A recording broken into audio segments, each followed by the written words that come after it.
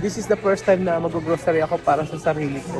Na may time ako. Kasi wala akong time before. Opo. Wala akong time dati na sa kanila. Pero sabi ko gusto ko magkaroon ng time para sa sarili ko. Kaya today, sabi ko mag-grocery ako kahit konti lang. And then bukas, ang gagawin ko naman po, magre-relax po ako, magpapamasahe ako. Siguro this time para anin ko naman yung sarili ko. Kahit pa paano bigyan ko ng oras. Po sa inyo lahat mga amigo, nandito po tayo sa may SM Department Store at tayo po ay mag-grocery. So alam niyo po bang for the first time sa history po ng pag-uwi ko sa Pilipinas, this is the first time na mag-grocery ako para sa sarili ko. Yes po. Ayan, bumili ako ng ngayon lang. Hindi ako nag-grocery na kasi nakapokus ako lagi sa pagbablog. Sa mga tao na kasama ko, sa mga African. Parang kanina na, para ako na masyadong na very emotional kasi sabi ko, nung umi pala ako ng Pilipinas, hindi ko nagawang hindi ko magawang mag-grocery. Oo, nasa sarili ko yung ako bibilin. Nabibilin ko yung gusto ko kasi alam niyo kung bakit? Sa Tilenlen ninyo, sa Tilenlen ninyo ang bibili para sa akin. Kasi alam niyo marami kong trabaho. Pero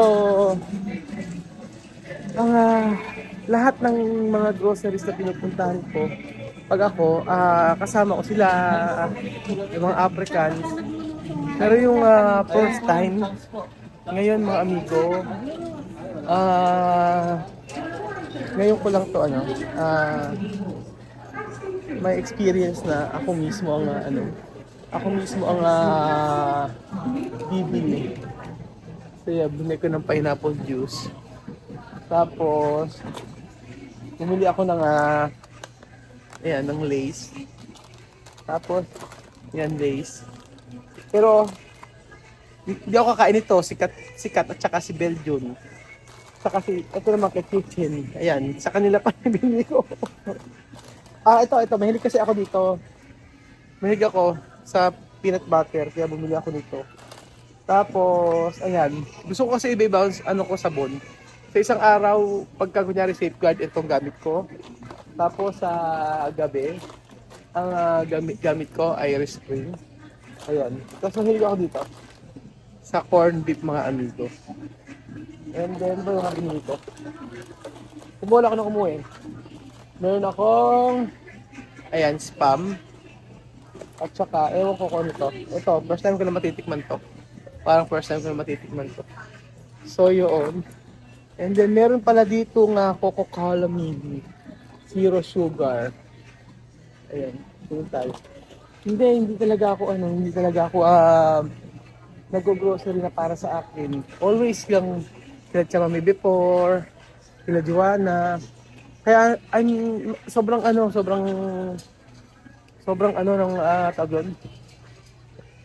sobrang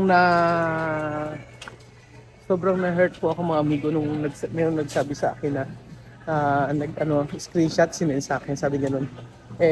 Paano hindi uuwi si Wesley? Ginugutom mo. Sabing gano'n. Oo, parang hindi uuwi si Wesley, ginugutom mo. Kaya parang hindi sasama yun sa nanay, ginugutom mo. Kung alam niyo lang po mga amigo, sa kanila, ginagawa ko po, gusto ko rin bumili nito. Kahit konti lang. Peter Pan, parang masarap ito. Sarap ba to? Kaya ito ibigay sa akin ni ate bili kasi ko sa mga palapalamang. Oo, sabi ko, halagang 1,000 lang ang aking budget. Oo, yun mga amigo. Totoo. Kasi mga kape-kape nila. This is the first time na mag-grocery ako para sa sarili ko. Na may time ako. Kasi wala akong time before. Opo. Wala akong time dati na sa kanila. Pero sabi ko gusto ko magkaroon ng time para sa sarili ko. Kaya today, sabi ko mag-grocery ako kahit konti lang. And then bukas, ang gagawin ko naman po, magre-relax po ako, magpapamasahe ako. Siguro this time para anin ko naman yung sarili ko. kahit pa paano bigyan ko ng oras. Ganoon. Bigyan ko naman ng oras yung aking sarili para naman na makapag-relax ako. Kasi for almost ilang years po na kasama ko sila, ng family ko, eh, hindi ko nabigyan ng oras yung sa aking sarili. So, ito yung mga binili ko mga amigo. Oh. Ito, may Coke. Yan lang. Siyempre ito, hindi mawala to. Favorite. Oh. Ito para kay Kylie. Kay Lenlen. Si Kuya Bellevue. Sa akin. Sa ano lang po, tubag na lang. Kung saan kasya po. Ayan, bilhin ko nito. Ayan. Dalawa na binili ko nito. So kasi iba-iba ang amoy. Maling. Sa umaga. Ayan. Para kay Chuchen. So yan po mga amigo. Kapag grocery na ako. At syempre, nagkaroon ako ng oras para sa sarili ko. Talagang ako lang. At silang niyaan ko kung saan sila pupunta. Gusto ko mapag-isa. Hindi man, minsan mga amigo mas napagyan kayo mag-isa ka lang, yun wala kang iintindi. O uwi ka ng kahit anong oras. Kasi every Sunday naman kasi, meron naman ako oras sa family ko. Pero ngayon, sabi ko, mas gusto ko na mag-isa lang ako. Na wala akong kasama. Opo. Na ako lang ang mag-grocery, bibili lang ang gusto ko. Magpapagupit. Ayan. At bukas naman ay magpapamasahe ako. And then ako ay magpapapulis pa. So gusto ko naman na kahit pa paano alagaan yung aking sarili. Magpapa-check up. Ganun po. Ito yung first time talaga na umalis ako na ako lang. At ako lang yung nabibili ako sa grocery o kahit ano magpapakita ko dito sa mall. Ayan po. Pero yan, nabili ko ito lang. Charan! Okay na yan, mga amigo. Importante lang ngayon, nagkaroon ako ng ng time para sa akin sarili. Oo, kasi iniisip ko ba, sabi ko ilang years na ako na tumutulong, ilang years na ako na nagbablog, ilang years na akong nagbibigay ng kasiyahan sa iba, pero para sa sarili ko parang hindi ko pa nagagawa yung makapag-grocery na ako lang yung akin yung bibilin, gano'n. Pero sabi ko nga basta every Sunday sa family, and then pagka ngayon, talagang talagang sabi ko pagkaroon ako ng time para sa sarili ko. Na wala akong kasama, na hindi wala akong kasama Afrikano, wala akong kasama pamilya. I think mas nakabuti yun para sa akin dahil marami akong na-realize. Marami akong na-realize na pwede ka naman tumulong, pero dapat magkaroon ka ng time para sa sarili.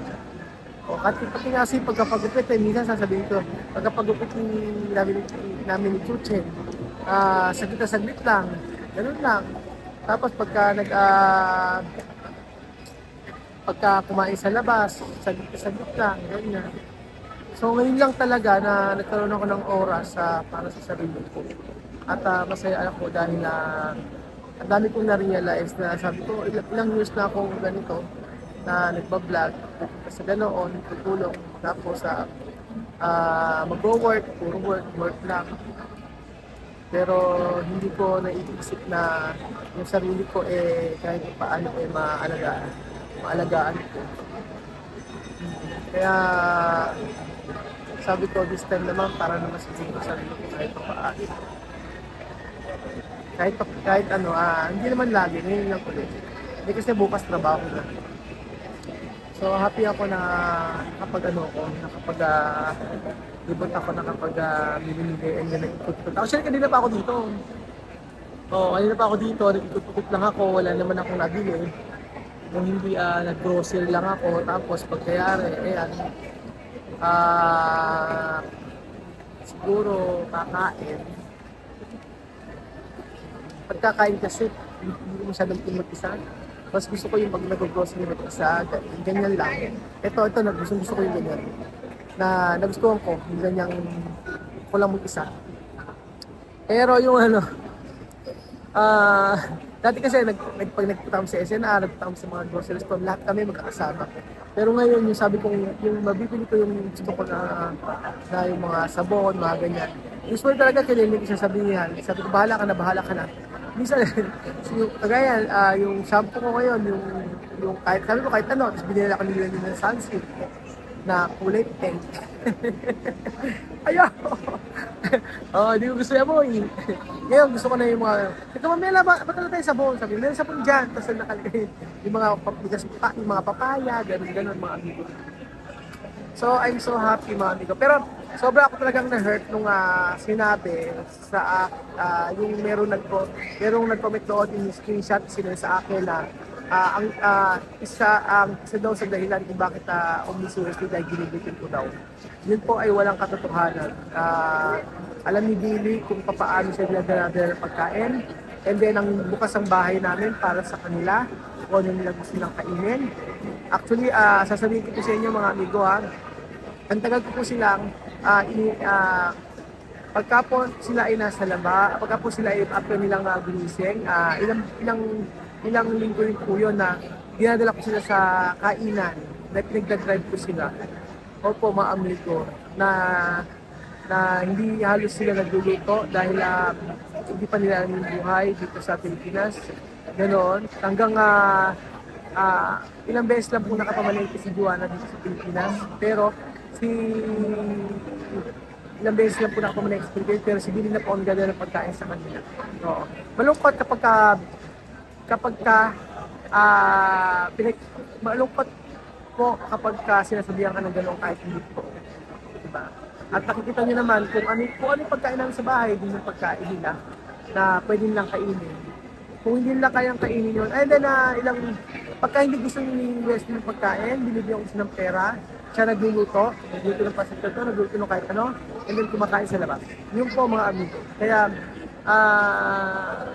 yung dahilan talaga na ganyan, hindi ako sobrang nakaka-hurt, pero sabi ko, ang Diyos ang nakakaalam sa lahat ng mga nangyayari sa atin. Ang Diyos ang humusga. Tandaan niyo po. So lahat ng mga sinasabi sa akin, mga masasama, kaya Diyos ang nakakaalam yan. Kaya sabi ko, sa huli mananatili pa rin yung kabutihan kaysa kasamaan.